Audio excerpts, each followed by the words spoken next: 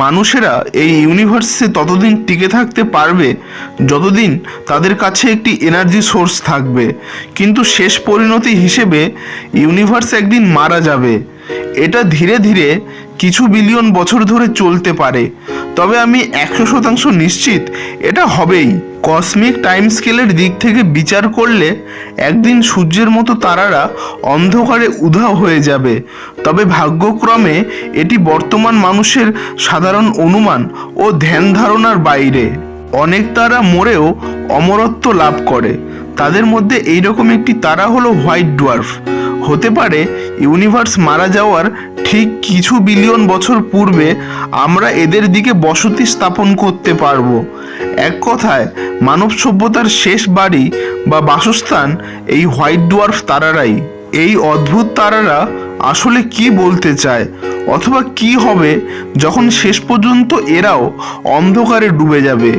তারারা কতদিন বাঁচবে এটা নির্ভর করে সেই তারাটি কতটা ভারী।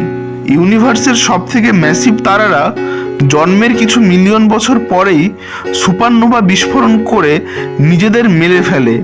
এটা অনেকটা তারাদের আত্মহত্যার মতো। তবে কিছু ব্যতিক্রম তো থাকবেই। ইউনিভার্সের 97% তারারা ওদের পরবর্তী জীবনে হোয়াইট ডোয়ার্ফ তারায় পরিণত হয়। দুটোভাবে হোয়াইট ডোয়ার্ফ তারা তৈরি হতে পারে। ইউনিভার্সের সবথেকে ছোট তারা, যাদের রেড ডোয়ার্ফ বলা হয়, ট্রিলিয়ন ট্রিলিয়ন বছর পরে সমস্ত হাইড্রোজেন ফিউল শেষ করে হোয়াইট ডোয়ার্ফ তারায় পরিণত হয়। সূর্যের মতো মধ্যম বর্গের তারাদের ভবিষ্যৎ অনেকটা মজাদার। কল্পনা করো, সূর্য একটি বৃহৎ প্রেসার কুকারের মতো, যা প্রতিনিয়ত হাইড্রোজেন পরমাণুদের যুক্ত করে হিলিয়াম তৈরি করে।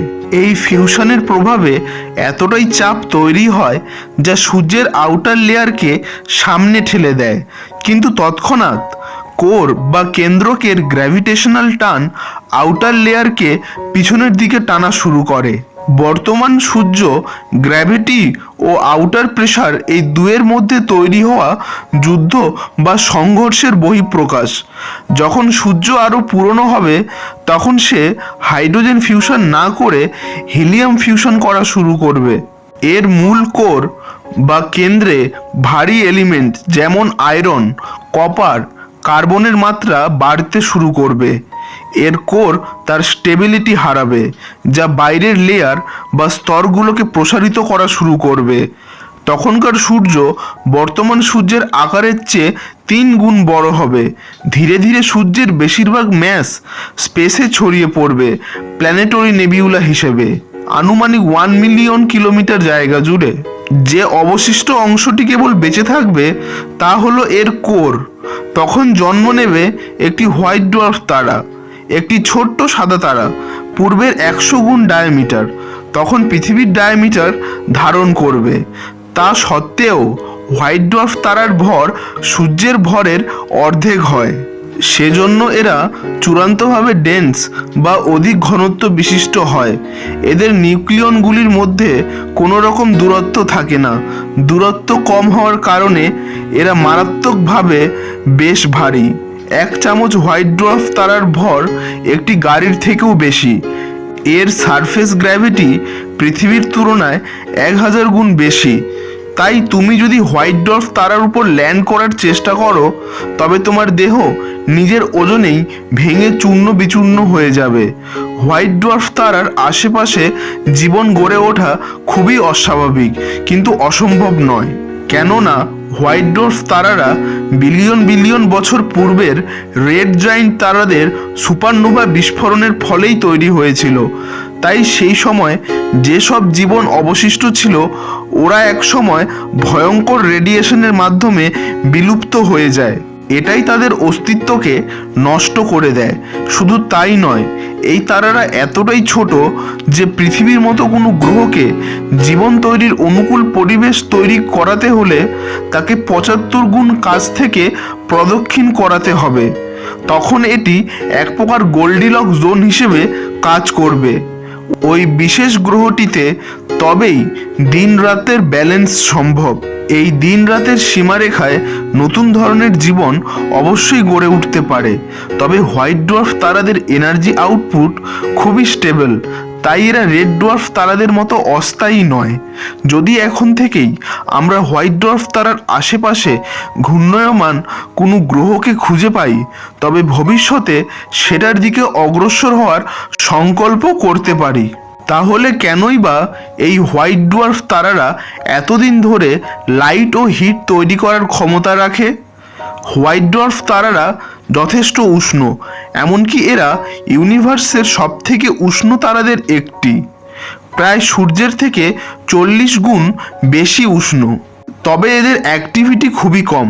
এদের ভেতরে থাকা জ্বালানি খুব ধীরে ধীরে খরচ হয়। আভ্যন্তরীণ হিট বাইরে বা আউটার স্পেসে কোনোভাবেই বের হতে পারে না।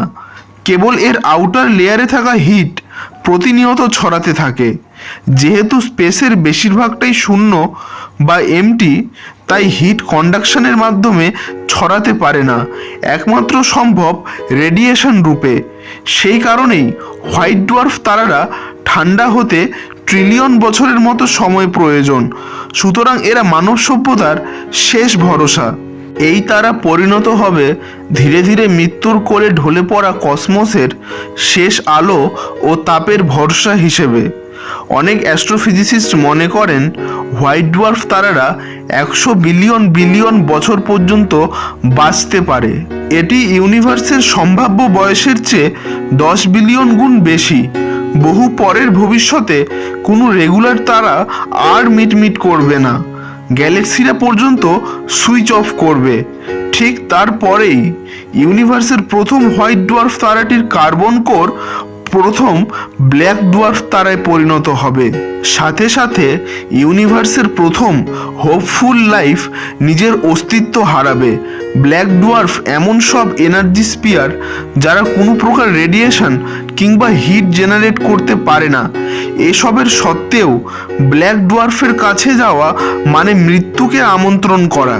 যদি ব্ল্যাক ডোয়ার্ফ তারা সত্যিকারে এক্সিস্ট করে, তবে এরা ইউনিভার্সের সবথেকে নিম্ন তাপমাত্রা বিশিষ্ট তারা।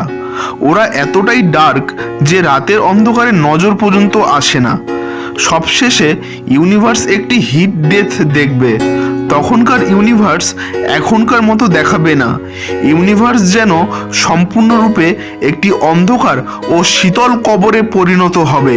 কেবলমাত্র ব্ল্যাক ডোয়ার্ফ ও ব্ল্যাক হোলরা পরস্পর থেকে ট্রিলিয়ন ট্রিলিয়ন আলোকবর্ষ দূরে ছড়িয়ে থাকবে। আমরা নিজেরাও জানি না ব্ল্যাক ডোয়ার্ফ তারাদের সাথে কি ঘটবে বা ব্ল্যাক ডোয়ার্ফ তারাদের ভবিষ্যৎ কি। যদি অ্যাটমের প্রাথমিক অংশ প্রোটনের একটি নির্দিষ্ট সময়সীমা থাকে, তবে ব্ল্যাক ডোয়ার্ফ তারাদেরও একটি সময়সীমা থাকবে। এরা হয়তো ধীরে ধীরে ট্রিলিয়ন বছরের পর এভাপোরেট হওয়া শুরু করবে। যদি প্রোটনের দল ডিকে না করে, তবে নিশ্চিতরূপে ব্ল্যাক ডোয়ার্ফ তারারা শেষে আয়ন বহনকারী দৈত্যাকার স্পিয়ারে পরিণত হবে। এই আয়ন স্পিয়াররা তখন অন্ধকার ইউনিভার্সে দিশেহারা হয়ে ভাসতে থাকবে। নতুন কোনো কিছুই আর ইউনিভার্সে ঘটবে না। হয়তো এটা শুনতে খুব খারাপ লাগছে, তবে আমাদের চিন্তা করার এখন কোনো দরকার নেই। এটার থেকে আমরা এখনো বিলিয়ন বিলিয়ন বিলিয়ন বিলিয়ন বছর দূরে। আমরা আজ যা করছি তাতে ইউনিভার্সের ভবিষ্যৎ বদলাবে না। এখন আমরা একটি সেরা কসমিক টাইমে এক্সিস্ট করছি। রাতের আকাশটা যেন সীমাহীন তারা ও গ্রহ দিয়ে পরিপূর্ণ। আমাদের কাছে অনেক সময় রয়েছে ইউনিভার্সকে দেখার, জানার ও বোঝার। সব কিছু এখন একটি হারমোনিয়াস ছন্দে চলে যাচ্ছে। এই ছন্দে আমরাও ড্যান্স করছি, যেন একটি কসমিক ড্যান্স। যদি আলো থাকে তবে একটি আশাও থাকবে। যেখানে আলো নেই সেখানে কোনো আশাও নেই।